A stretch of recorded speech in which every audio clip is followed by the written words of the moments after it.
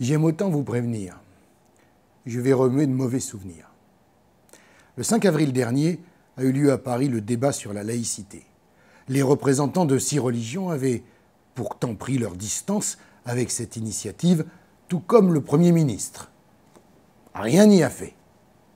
Le résultat a eu l'air d'être expédié. Quel gâchis. Il y avait pourtant de quoi faire autrement. À commencer par le commencement, c'est-à-dire à revenir au texte de 1905. Et là, on n'aurait pas été au bout de nos surprises. Jugez par vous-même.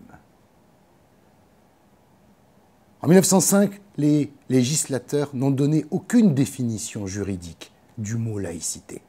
Autrement dit, quand on en parle un siècle plus tard, aujourd'hui, chacun y met ce qu'il veut ou ce qu'il pense que l'autre met dans ce terme.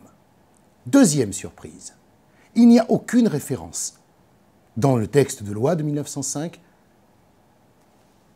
ni le mot séparation, ni le mot église.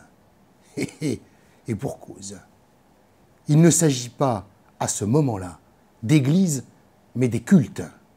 Or, les cultes ne représentent qu'une petite partie de l'activité des églises. Il y en a bien d'autres, comme par exemple l'enseignement privé ou les bonnes œuvres.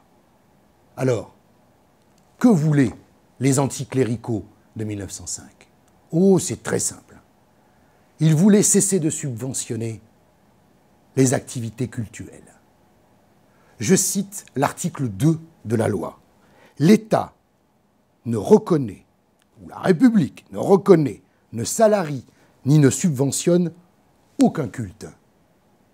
Autrement dit, l'État ne reconnaît pas les religions, mais reconnaît le fait religieux. La France devient ainsi, au début du XXe siècle, le seul État au monde qui garantisse le libre exercice des cultes. Une exception qui est toujours en vigueur.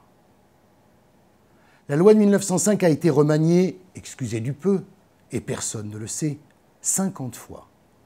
Elle méritait mieux, beaucoup mieux, que d'en parler à tort et à travers, sans savoir de quoi l'on parlait. C'est ce que nous avons voulu savoir ce mois-ci dans Historia, en interrogeant probablement le meilleur spécialiste de cette loi, l'éminent spécialiste Émile Poulain. Laïcité, ce qu'on ne vous a jamais dit, à découvrir ce mois-ci dans Historia.